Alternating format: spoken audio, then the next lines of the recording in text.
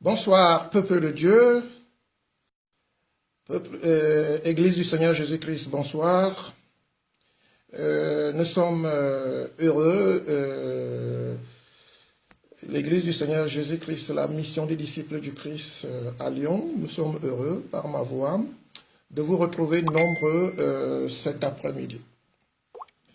Dans le cadre de notre enseignement en direct via Facebook, depuis notre page Facebook. Alléluia. Peuple de Dieu, soyez les bienvenus. Que la grâce du Seigneur vous soit communiquée ce soir au nom de notre Seigneur et Sauveur Jésus-Christ. Alléluia. Bien-aimés dans le Seigneur, je suis le pasteur Samuel, le berger de l'Église du Seigneur Jésus-Christ à Lyon. Et je suis heureux, n'est-ce pas, d'avoir que vous êtes connectés de l'autre côté. Je bénis notre Père et notre Dieu qui nous accorde cet espace, ce moment. Nous vous présentons toutes nos excuses parce que nous commençons ce programme avec un retard de 10 minutes. Alléluia. Peuple de Dieu, soyez nombreux à vous connecter. Invitez les membres de vos familles, invitez vos proches, invitez vos amis, invitez toutes vos connaissances, les personnes que vous connaissez aux alentours de vous pour ensemble partager ce merveilleux moment d'enseignement, ce repas que le Seigneur nous a préparé ce soir par le biais du Saint-Esprit. Vous savez que le chrétien ne vit pas seulement du pain, mais il vit de toute parole qui vient de Dieu. Ce soir, nous avons le privilège de nous retrouver autour de cet espace afin que le Saint-Esprit nous conduise dans la vérité. La Bible déclare que vous n'avez pas besoin qu'on vous enseigne. Le Saint-Esprit, il vous conduira dans toute la vérité. Ce soir, je me soumets au Saint-Esprit, je me soumets à l'Esprit du Père, à l'Esprit du Fils, à l'Esprit de sainteté, à l'Esprit de gloire, à l'Esprit de sagesse divine, pour être un simple instrument par lequel, un canal par lequel le Père, le Seigneur passe ce soir pour te parler, pour t'apporter une parole qui va te conforter, une parole qui va t'édifier, une parole qui va servir pour la croissance de ton âme. Alléluia. Bien-aimés dans le Seigneur, nous allons commencer dans quelques minutes. Nous allons commencer cet enseignement dans quelques minutes. Le temps pour moi de vous rappeler que soyez également nombreux à partager cette vidéo. Partagez cette vidéo, invitez les personnes que vous connaissez autour de vous. Bonsoir, je dis comme ça, bonsoir aux frères Nyamke et Emmanuel depuis Abidjan, c'est en Côte d'Ivoire. Je salue tout le peuple de Dieu qui se connecte à travers le monde, tous ceux qui ont l'habitude de nous suivre. Et même ceux qui entendent, n'est-ce pas, qui ont l'occasion, n'est-ce pas, de nous écouter, de nous regarder pour la première fois. La Bible déclare, je me tiens à la porte, je frappe, si tu entends ma voix, n'est-ce pas, ouvre. Bien-aimé, on ne résiste pas à la parole de Dieu. Lorsque la parole de Dieu descend, c'est toujours une bénédiction pour nous, c'est toujours une grâce. Alléluia. Bien-aimé dans le Seigneur, je prie que la parole du Seigneur ce soir soit une bénédiction pour son Église, pour son peuple, pour les membres du corps du Christ que nous sommes tous. Alléluia, bien-aimés, dans quelques instants, nous allons commencer ce programme. Nous allons commencer ce programme, le temps pour moi de prier, de rendre grâce au Seigneur, notre Père et notre Dieu, car la Bible déclare que quoi que nous fassions, nous devons le faire pour la gloire de Dieu. Alléluia, bien-aimés dans le Seigneur, nous prions. Éternel, notre Père et notre Dieu, toi le Dieu créateur, le seul et unique véritable Dieu, le Dieu des prophètes, le Dieu d'Abraham, le Dieu d'Isaac, le Dieu de Jacob, le Dieu de Moïse, le Dieu d'Élie, le Dieu d'Élisée. Tu es le seul et unique véritable Dieu. Avant toi, il n'y avait pas de Dieu, et après toi, il n'y aura point d'autre Dieu. Je viens devant ta face au nom de ton Fils unique Jésus-Christ. Te remercier, Seigneur, pour la vie que tu nous as donnée. Merci de nous avoir honorés, nous les êtres humains, qui croyons en toi, en nous créant à ton image et à ta ressemblance. Merci pour ton esprit que tu nous as donné. Merci pour ta grâce, Seigneur, ce soir. Merci pour ton esprit que tu disposes ce soir pour nous enseigner. Père éternel, je prie que tu disposes les cœurs, que tu touches les cœurs, que tu visites les cœurs par ton esprit, afin que la parole qui va être prêchée ce soir soit une bénédiction pour tous ceux qui sont à l'écoute en direct et même ceux qui vont écouter ce message en différé. Mon Père et mon Dieu, sois béni dans ta parole, car ta parole, Seigneur, était au commencement de toutes choses. C'est par ta parole que tu as créé toutes choses. Le ciel et la terre passeront, mais tes paroles ne passeront point. Seigneur, viens parler dans nos cœurs ce soir, viens nous enseigner par ton esprit. Mon Père et mon Dieu, je te recommande, je te confie la connexion de ce soir, afin que, Père éternel, que nous ne soyons plus victimes ce soir des perturbations et des sabotages, au nom de Jésus. Merci mon Père et mon Dieu, parce que tu m'utilises ce soir comme un simple canal par lequel tu passes, mon Dieu, mon roi, pour abreuver ton peuple, pour apporter, Seigneur, la substance qu'est ta parole pour sa croissance spirituelle. Car tu déclares toi-même que ton peuple périt parce qu'il lui manque la connaissance. Merci notre Père et notre Dieu, que ton nom soit élevé, que ton nom soit glorifié au nom de Jésus-Christ. J'ai ainsi prié. Amen. Peuple de Dieu, je prie le Seigneur que tu sois également béni, toi qui as l'écoute de ces messages, car c'est un rendez-vous que nous avons avec notre Père, avec notre Dieu. Que le nom du Seigneur soit glorifié, que le nom du Seigneur soit élevé, et que toute la gloire revienne au Seigneur, au nom de notre Seigneur et Sauveur Jésus-Christ. Amen. Bien-aimés dans le Seigneur, ce soir, le thème de notre enseignement de ce soir, comme vous le savez, il s'intitule « La persévérance dans la foi en Jésus-Christ ». La semaine passée, nous avons parlé de la foi en Dieu au travers Jésus-Christ. Aujourd'hui, nous parlons de la persévérance dans la foi en Jésus-Christ, bien sûr. Bien-aimés dans le Seigneur, l'apôtre Paul s'adressant aux Hébreux dans le livre d'Hébreux, chapitre 12, au verset 1er, compare la vie chrétienne à une carrière ouverte devant le chrétien. Alléluia! Une carrière ouverte devant le chrétien. Le prix à gagner à la fin de cette carrière est la couronne incorruptible de gloire appelée le salut ou la vie éternelle. Nous lisons Hébreux chapitre 12, verset 1er. Hébreux chapitre 12, verset 1er. Il est écrit, je lis au nom de notre Seigneur et Sauveur Jésus. Nous donc aussi, puisque nous sommes environnés d'une si grande nuée de témoins, rejetons tout fardeau et le péché qui nous enveloppe si facilement. Et courons avec persévérance dans la carrière qui nous est ouverte. Bien maintenant le Seigneur, une carrière nous est ouverte. La vie chrétienne n'est pas une vie statique. Bien-aimé, la vie chrétienne est une vie de mouvement. Vous savez, puisque la vie chrétienne est animée par le Saint-Esprit. Le Saint-Esprit, bien-aimé dans le Seigneur, la Bible nous dit que le Saint-Esprit est comme un vent. Le vent souffle, on ne sait d'où il vient, d'où il va. Le vent est en mouvement. Le Saint-Esprit est en mouvement sans cesse. Et tout enfant de Dieu qui est rempli du Saint-Esprit est appelé à être en mouvement. Alléluia. Nous sommes appelés à être en mouvement en tant qu'enfants de Dieu, remplis du Saint-Esprit. Quand on parle de carrière, on fait allusion à un parcours marqué d'un point de départ et d'un point d'arrivée. Très souvent traversé par différentes étapes, parsemé de difficultés, d'embûches et d'épreuves que nous sommes appelés à surmonter pour arriver à la fin de notre parcours. Alléluia. Dans le livre de Jean chapitre 14 au verset 6, Jean chapitre 14 verset 6, il est écrit, je suis le chemin.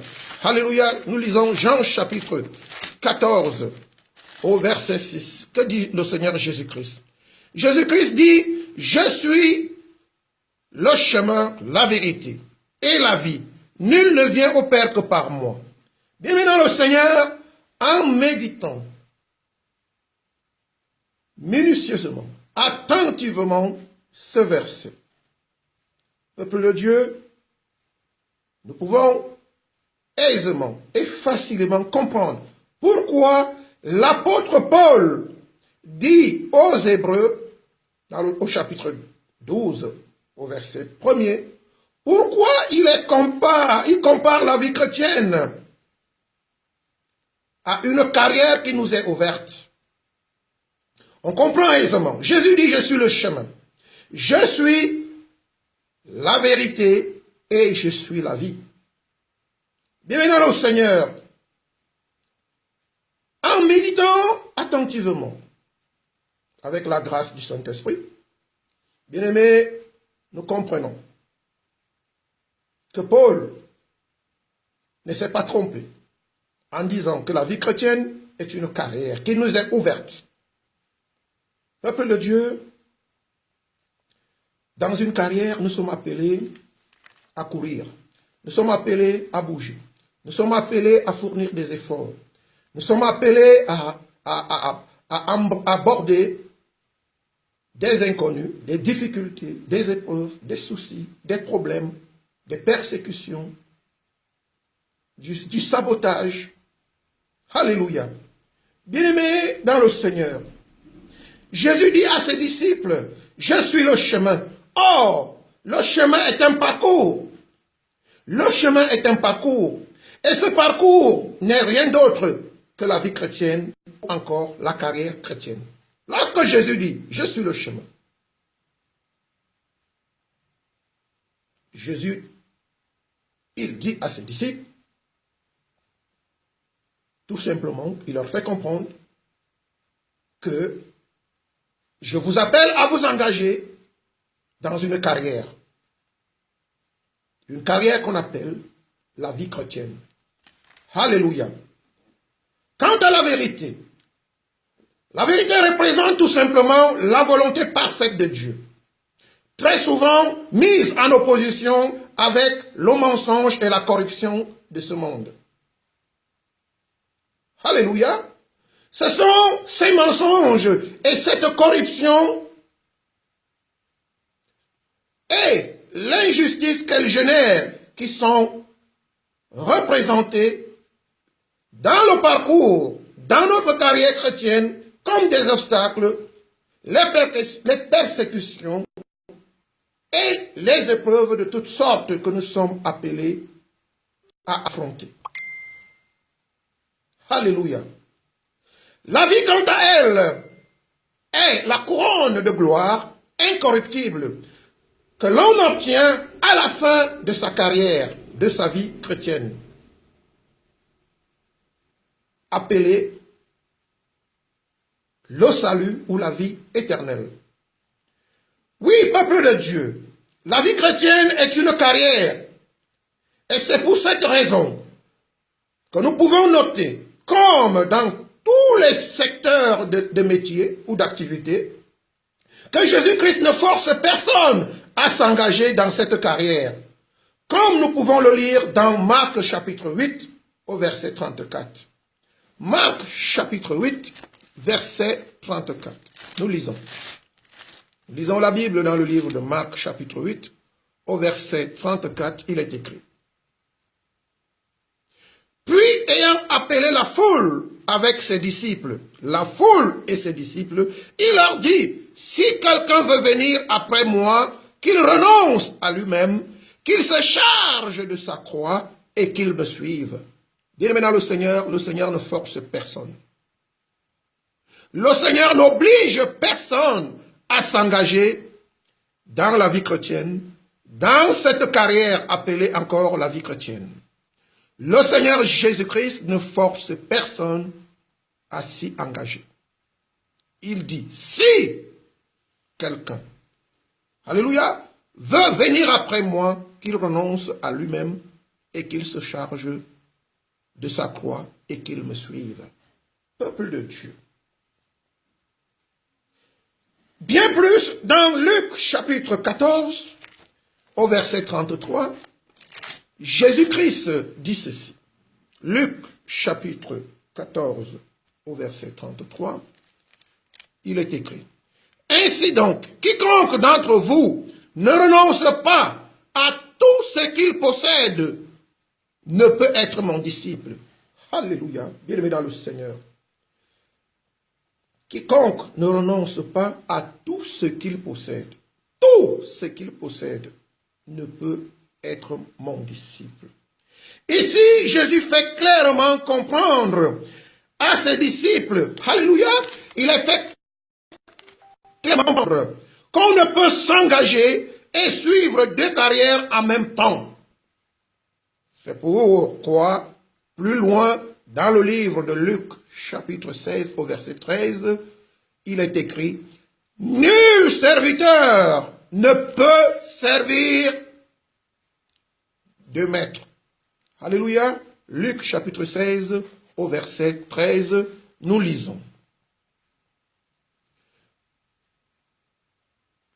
Nous lisons. Nul serviteur ne peut servir deux maîtres, car ou il haïra l'un et aimera l'autre. Alléluia. Peuple de Dieu, la Bible est claire. Bien-aimés, nous ne pouvons pas, dans le domaine de l'esprit, suivre le Seigneur Jésus-Christ et suivre quelqu'un d'autre. Quel que soit, il n'est pas possible de suivre à la fois le Seigneur Jésus-Christ et suivre autre chose ou quelqu'un d'autre. Alléluia. Bien-aimés, comme dans toutes les carrières, la vie chrétienne requiert et exige certaines connaissances, certaines habiletés, certaines aptitudes, une certaine discipline nécessaire pour réussir et atteindre la fin de sa carrière. Peuple de Dieu, si nous nous engageons dans la vie chrétienne, dans la carrière qui nous est ouverte, sans, au préalable, avoir certaines aptitudes, certaines connaissances, certaines qualités, certaines vertus, peuple de Dieu, il est clair que nous ne pourrions pas affronter cette carrière jusqu'à la fin. Bien-aimés dans le Seigneur, toutes ces qualités et ces attributs requises pour réussir sa vie chrétienne se trouvent dans le livre de Galates, au chapitre 5, verset 22. Galates, chapitre 5, verset 22. Il est écrit, « Mais le fruit de l'esprit, c'est l'amour, la joie, la paix, la patience, la bonté, la bénignité, la fidélité, la douceur, la tempérance. » Alléluia. Parmi toutes ces valeurs du fruit de l'esprit, il y en a une qui retient particulièrement notre attention ce soir. Il s'agit de la patience. Vous me direz bien, mais le thème de notre enseignement de ce soir, c'est la persévérance. Bien-aimés, la patience et la persévérance, peuple de Dieu, sont indissociables. Bien-aimés dans le Seigneur. C'est pourquoi, dans ce verset, la patience qui est un fruit de l'esprit, bien-aimés dans le Seigneur, nous amène également à faire allusion à la persévérance. Parce qu'il n'y a pas de persévérance sans patience. Nous allons le comprendre. Bien que le thème de l'enseignement de ce soir s'intitule la persévérance, on ne peut parler, comme je disais, de la persévérance sans parler de la patience. Ces deux mots semblent se contredire dans la mesure où Patienter signifie attendre un certain temps. Alléluia. Patienter signifie tout simplement attendre.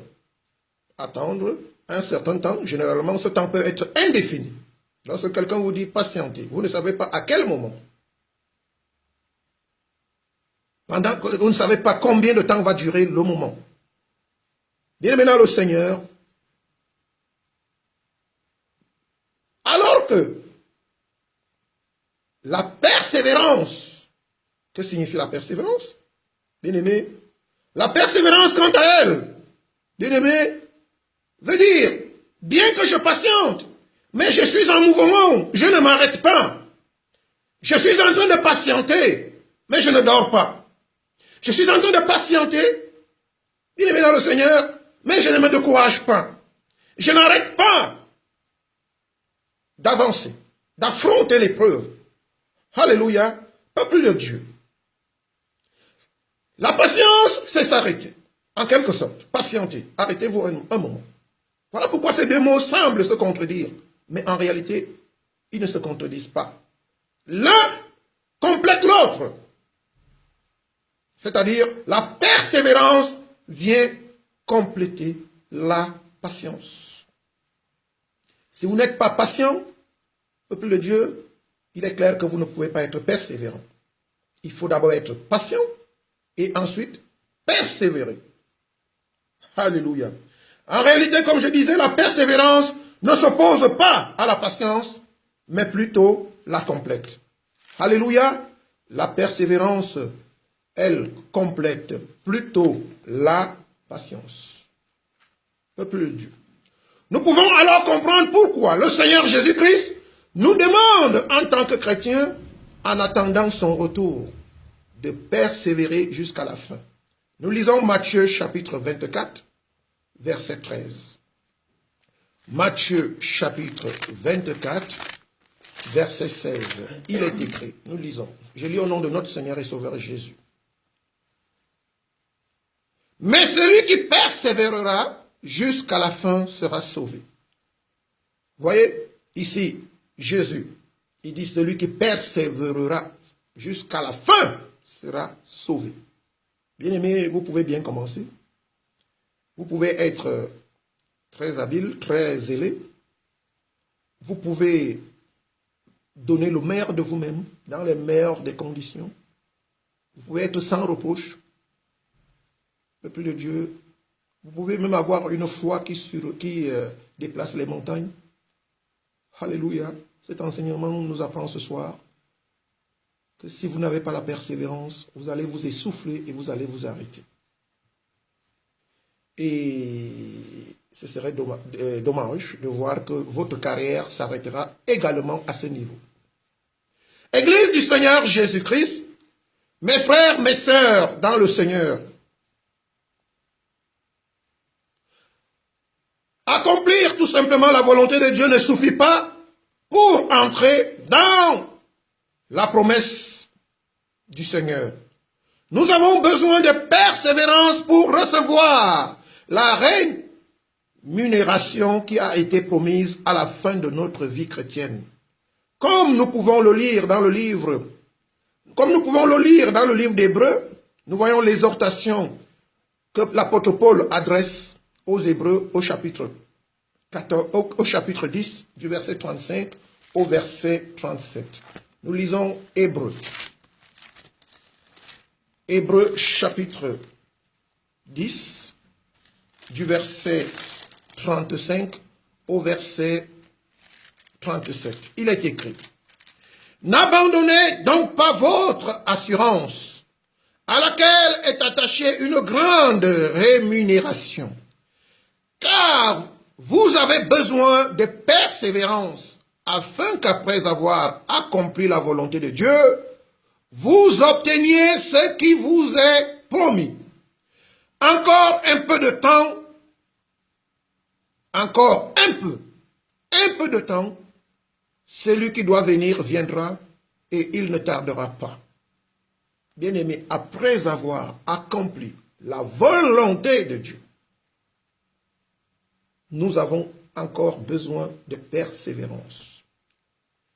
Bien-aimés dans le Seigneur, déjà il faut faire des efforts pour accomplir la volonté parfaite de Dieu. Mais ce soir, le Saint-Esprit, à travers cet enseignement, la parole de Dieu, nous fait comprendre qu'après avoir accompli la volonté parfaite de Dieu, nous avons encore besoin de persévérance. Bien-aimés dans le Seigneur, mais que dirons-nous donc de toutes ces choses? Vous avez la foi et la patience. Mais si vous manquez la persévérance, bien-aimés dans le Seigneur, vous n'êtes pas sûr. Vous n'êtes pas sûr d'arriver à la fin de votre vie et de pouvoir obtenir la couronne d'or incorruptible qui est la vie éternelle. Bien que vous ayez au départ la foi, la patience, le zèle et bien d'autres vertus, bien aimé dans le Seigneur, s'il manque cet ingrédient, appelé la persévérance, bien aimé dans le Seigneur, nous courons le risque d'avoir bien commencé et de mal terminé. Alléluia. Comme nous pouvons le voir dans le livre de Hébreux, chapitre 6, du verset 11 au verset 12. Hébreux, chapitre 6, du verset 11 au verset 12, il est écrit: nous désirons que chacun de vous montre le même zèle pour conserver jusqu'à la fin une pleine espérance, en sorte que vous ne vous relâchiez point et que vous imitiez ceux qui, par la foi et la persévérance, héritent des promesses. Bien-aimés, si vous avez la foi, si vous avez le zèle, si vous avez toutes les autres vertus, vous êtes obéissant, vous aimez Dieu, vous faites tellement, vous êtes un homme pieux, bien-aimé dans le Seigneur, mais s'il vous manque la persévérance, bien-aimé, vous ne pourriez pas entrer dans la promesse. Vous allez manquer la promesse de justice. Elle va vous échapper entre les deux. Elle va vous filer, elle va vous échapper entre les doigts de la main. Alléluia. Peuple de Dieu, ce qu'il faut retenir, que ce soit sur le plan naturel ou sur le plan surnaturel, il n'existe aucun parcours dépourvu de tout obstacle, dépourvu de difficultés, d'épreuves ou d'étapes.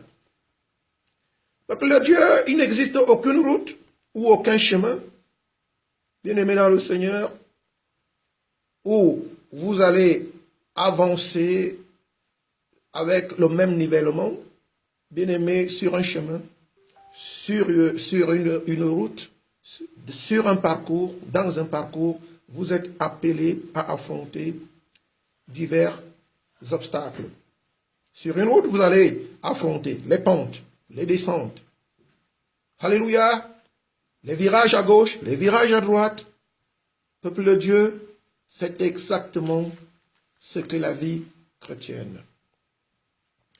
Mais tout ceci est-il fait pour nous empêcher d'atteindre le but final?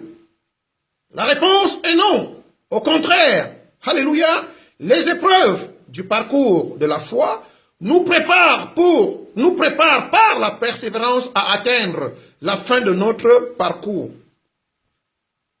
Alléluia. Nous lisons Jacques chapitre 1er, du verset 2 au verset 4. Jacques chapitre 1er, du verset 2 au verset 4. Il est écrit: mes frères, regardez comme un sujet de joie complète les diverses épreuves auxquelles vous pouvez être exposés, sachant que l'épreuve de votre foi produit la patience. Mais il faut que la patience accomplisse parfaitement son œuvre, afin que vous soyez parfaits et accomplis sans faillir en rien. Bien-aimés dans le Seigneur, les épreuves, les difficultés, les persécutions, bien-aimés dans le Seigneur, sont placés sur notre parcours pour nous aider,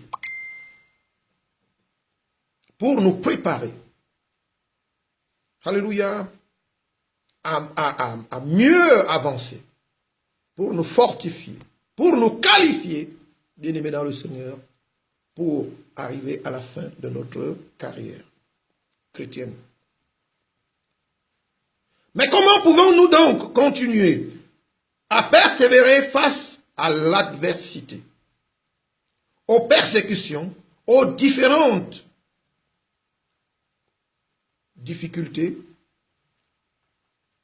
et aux tentations? Bien-aimés dans le Seigneur, la réponse, la voici. Dans un premier temps, il faut croire et aimer le Seigneur. Bien-aimé, il est clair que si vous n'aimez pas quelqu'un, si vous ne croyez pas en quelqu'un, même sa parole vous agace.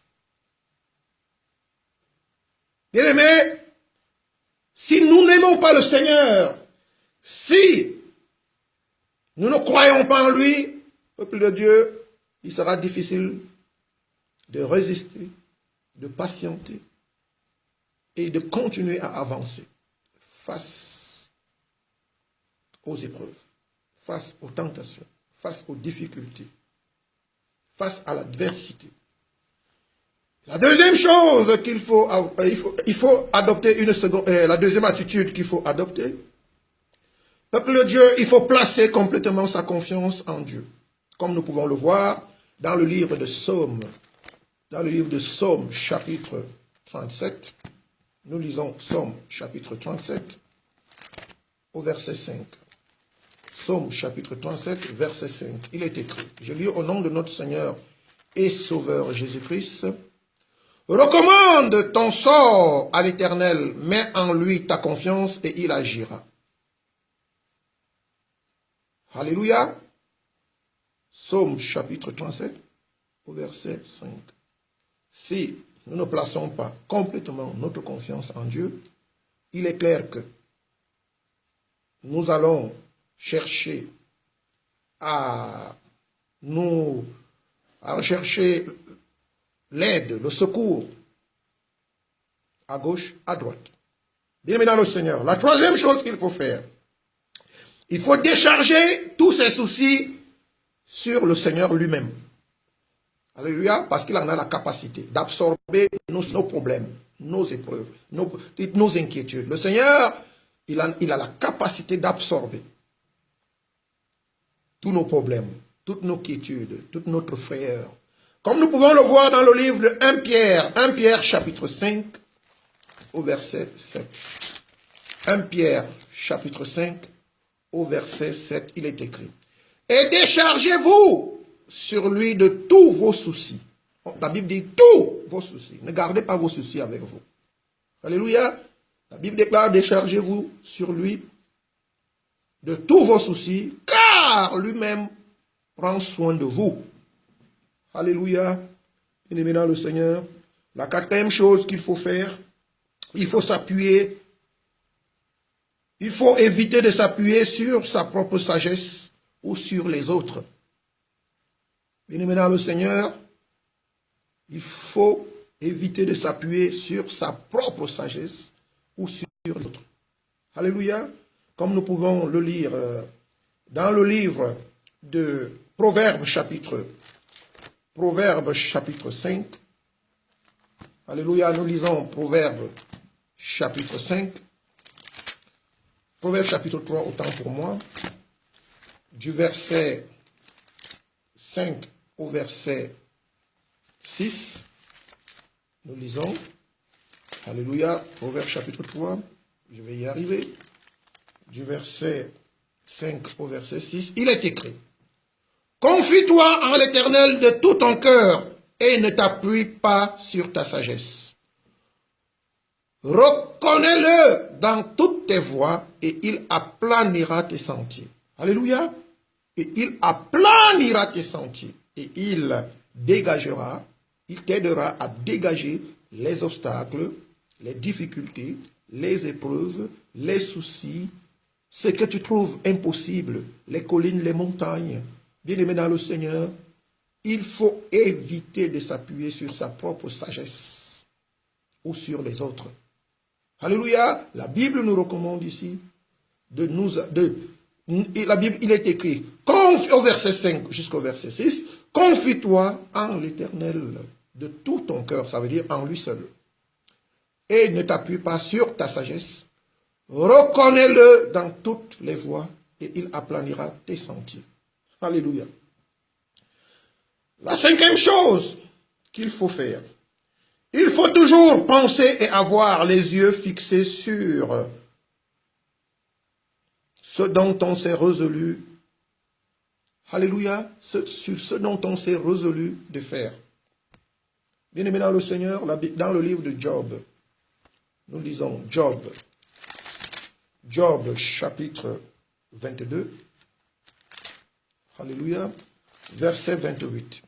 Il est écrit, Job chapitre 22, verset 28, il est écrit, à tes résolutions répondra le succès. Sur tes sentiers brillera la lumière. Bien-aimé dans le Seigneur, il est clair que si nos yeux ne sont pas fixés sur la couronne de gloire, sur le trophée final, sur le prix que nous sommes appelés à obtenir à la fin de notre carrière, bien-aimé dans le Seigneur, nous allons nous décourager. Nous allons déplacer notre regard sur les épreuves au lieu de garder le regard fixé sur l'objectif. Peuple de Dieu, la sixième chose qu'il faut faire, il faut maintenir à l'esprit que l'épreuve n'a jamais été une sanction, mais un moyen par lequel nous passons pour être qualifiés. Alléluia. Bien dans le Seigneur, l'épreuve n'est pas une sanction, mais c'est un moyen par lequel nous passons pour être qualifiés. Peuple de Dieu, nous parlons de la persévérance. Que signifie réellement persévérer dans la foi? Persévérer dans la foi signifie être patient dans l'épreuve, face à la tentation, face aux difficultés, tenir ferme sans abandonner, tout en avançant avec le Seigneur, non par la vue, mais par la foi. Voilà ce que signifie persévérer dans la foi. La persévérance vient compléter la patience, dans ce sens qu'elle est la seule force qui nous permet de résister face à l'adversité, aux tempêtes, aux vents impétueux, aux persécutions, aux épreuves. Alléluia, c'est la seule force qui nous permet d'avancer. Résister et avancer face à toutes les calamités, à tout ce que nous pouvons rencontrer pendant notre parcours, pendant notre vie chrétienne. La persévérance, nous en avons besoin. Persévérer vient du verbe percer. Alléluia, vient du mot percer, autant pour moi. Persévérer vient du mot percer.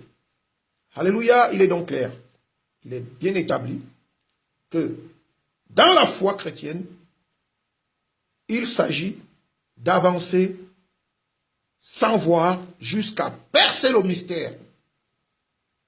Le chrétien est appelé à avancer sans voir, puisque nous ne marchons pas avec la vue, mais nous marchons avec la foi, jusqu'à percer le mystère de la foi. Alléluia. Bien-aimés dans le Seigneur, la persévérance nourrit et entretient la foi. Bien-aimés, sans elle, la peur nous envahit et le doute s'installe. Et la foi finit par se refroidir. On perd courage et à ce niveau, il se passe deux choses. Soit on patiente sans rien faire et on reste statique. Soit on est complètement découragé, on cède à l'abandon, on rétrograde au lieu d'avancer. Peuple de Dieu, c'est la catastrophe. Alléluia. On retourne dans le monde, comme nous pouvons le voir avec le peuple d'Israël au désert. par manque de persévérance, décida de tout abandonner, de marcher jusqu'à la terre promise, pays dans lequel coule pourtant le lait et le miel. Le peuple d'Israël était sur le chemin. Le désert était jalonné d'épreuves, parsemé d'épreuves. Bien aimé, comme nous allons le voir, le peuple d'Israël va perdre la confiance, va perdre la patience, va manquer de persévérance. Alléluia. Face d'abord à la frayeur, nous lisons Exode chapitre 14. Face à la frayeur, le peuple d'Israël va manquer de persévérance. Nous lisons Exode chapitre 14, du verset 10 au verset 11. Il est écrit: Pharaon approchait, les enfants d'Israël levèrent les yeux, et voici, les Égyptiens étaient en marche derrière eux. Et les enfants d'Israël eurent une grande frayeur. Ils crièrent à l'Éternel. Ils dirent à Moïse: N'y avait-il pas de sépulcres en Égypte, sans qu'il fût besoin de nous mener mourir au désert? Que nous as-tu fait en nous faisant sortir de l'Égypte? Vous voyez, ils ont manqué la persévérance face à la frayeur. Ils ont vu l'ennemi. Ils ont vu l'adversité en face d'eux, derrière eux. Ce Pharaon suivait avec toute son armée. Les enfants d'Israël, ils ont paniqué. Il est clair que lorsque vous manquez de persévérance, bien aimé, vous pouvez en être sûr que vous n'avez plus la foi. Ils n'avaient plus la foi. Mais tous les miracles que le Seigneur avait opérés par les mains de Moïse en Égypte, ils ont douté. Ils ont murmuré contre l'Éternel par la voix de son serviteur Moïse. Bien-aimés, face à la fin, peuple de Dieu, les enfants d'Israël vont manquer à nouveau de persévérance. Nous lisons Exode chapitre 16 du verset 2 au verset 3. Je lis au nom de notre Seigneur Jésus-Christ. Toute l'assemblée des enfants d'Israël partit d'Élim. Et ils arrivèrent au désert de Sim, qui est entre Élim et Sinaï, le 15e jour du second mois après leur sortie du pays d'Égypte. Et toute l'assemblée des enfants d'Israël murmura dans le désert contre Moïse et Aaron. Alléluia.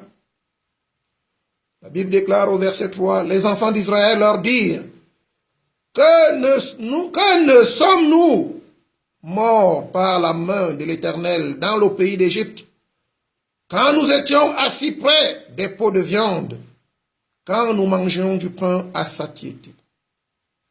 Car vous nous avez menés dans ce désert pour faire mourir de faim toute cette multitude. Alléluia, face aux besoins, face à l'attente de la promesse, de l'accomplissement des choses que Dieu nous a promises. Bien-aimés dans le Seigneur, beaucoup parmi nous murmurent très souvent. Alléluia, le peuple de Dieu va perdre patience par manque de persévérance. Ils vont également perdre la foi et ils vont regretter d'avoir quitté l'esclavage.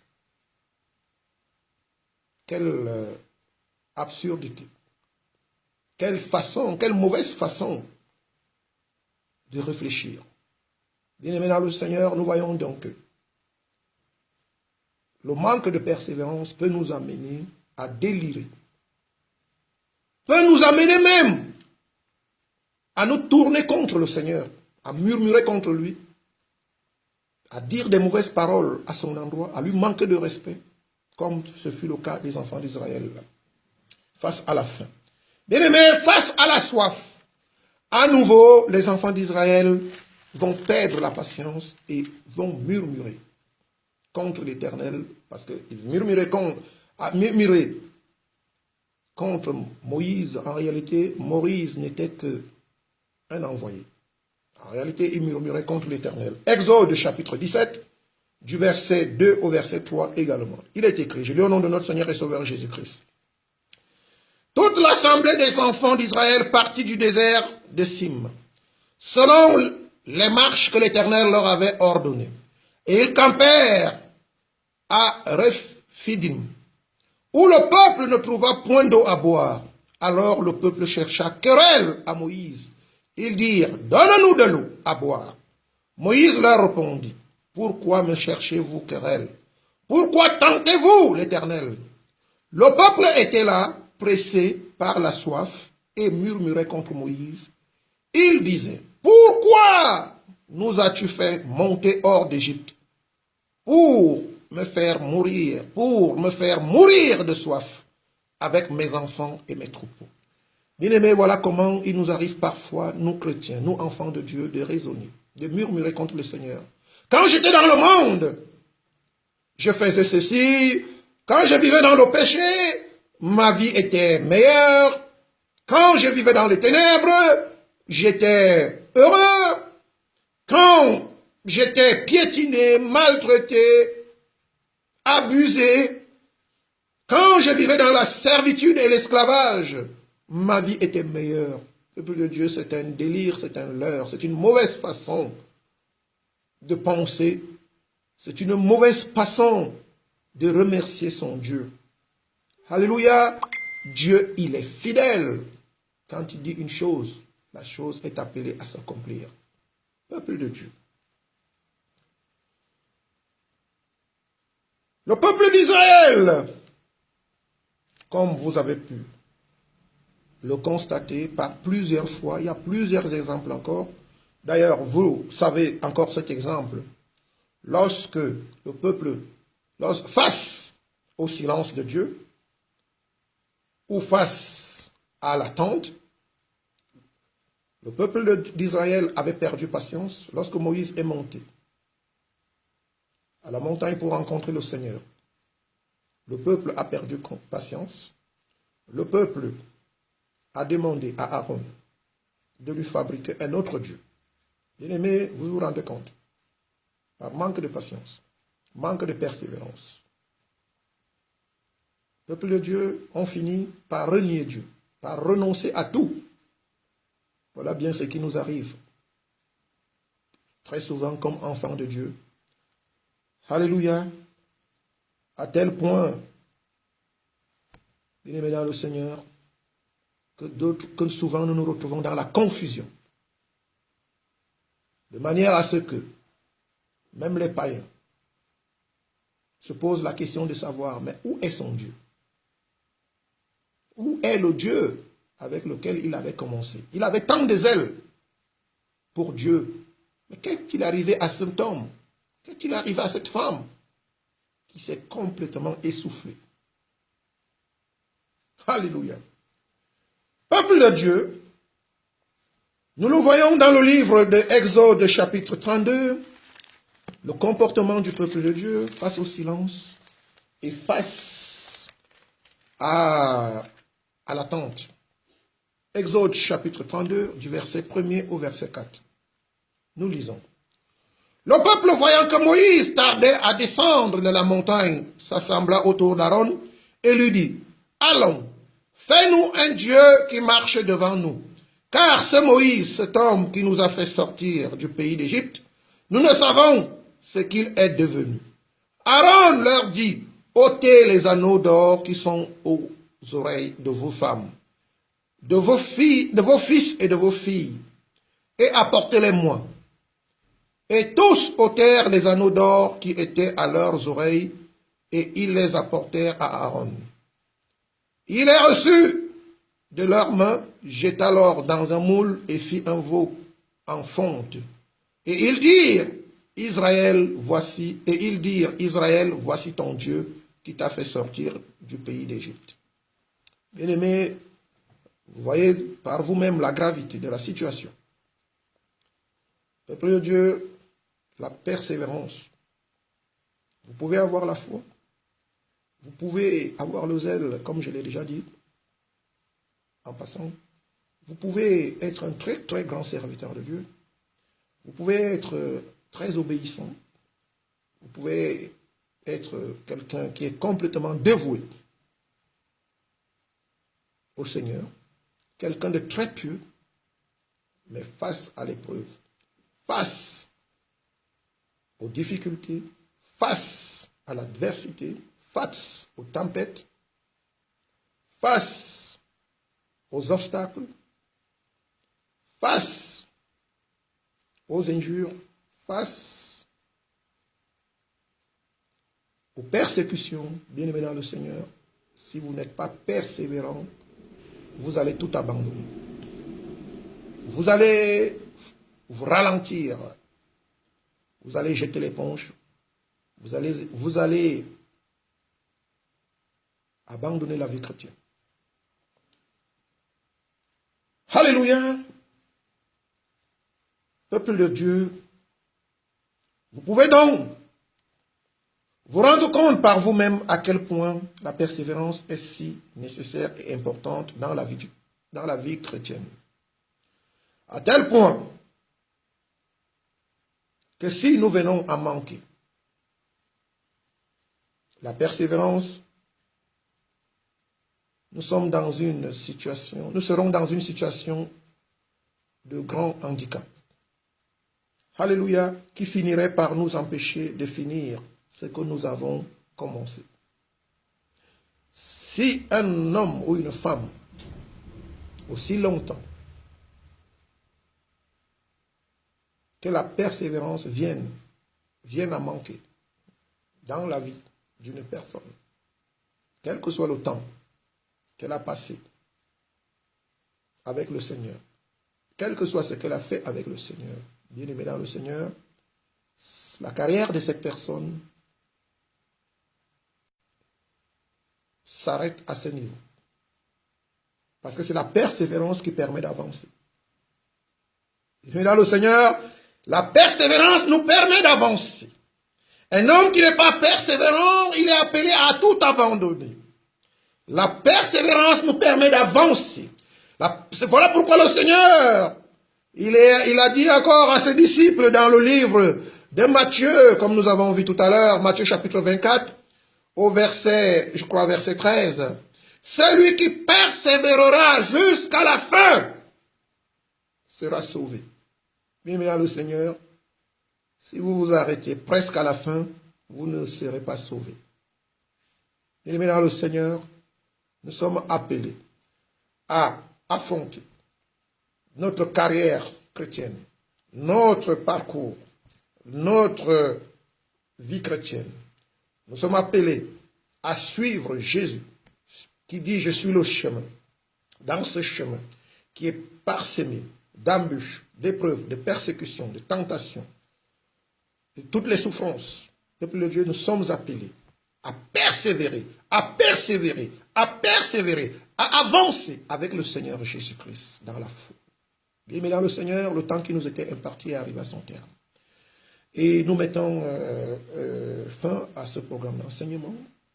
Bien aimé dans le Seigneur, toi qui es chancelant, toi qui souvent, un temps tu vas à l'église, un temps tu es fatigué, un temps tu t'arrêtes, un temps tu ne sais plus ce qui t'arrive, tu ne sais même plus si le Seigneur est avec toi, tu ne sais plus si tu es avec le Seigneur, tu es confus, tu es perdu, tu es découragé.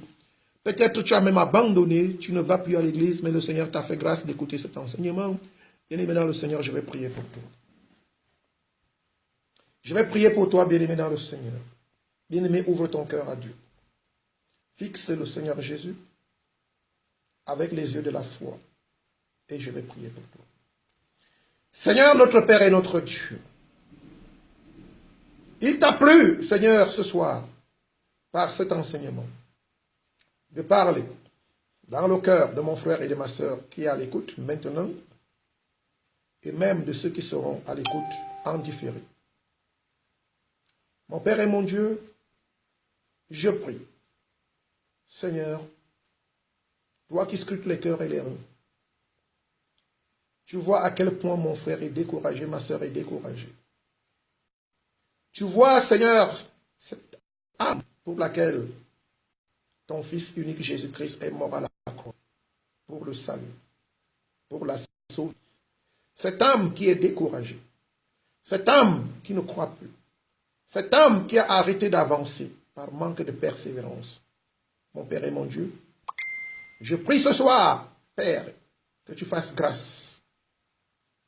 Que tu fasses grâce, Seigneur, parce que tout est grâce.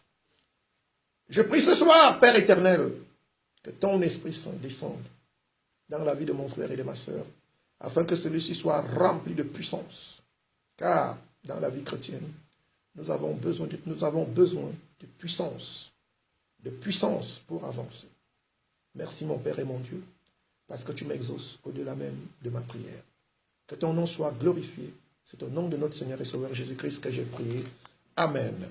Bien maintenant le Seigneur, il ne reste plus qu'à moi de vous remercier d'avoir été avec nous pendant ces 1 heure environ de temps. Et merci pour le temps que vous avez passé avec nous.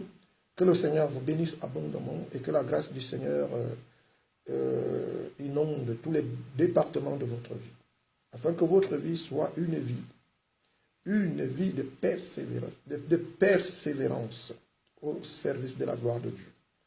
Peuple de Dieu, persévère, persévère, persévère, et tu finiras par percer le mystère de la vie chrétienne. Souviens-toi de la promesse, la couronne de gloire incorruptible, la vie éternelle, le salut. Que le Seigneur vous bénisse abondamment. Au revoir et à très bientôt, jeudi prochain, même heure, même page, même espace. Pasteur Samuel, que Dieu vous bénisse abondamment.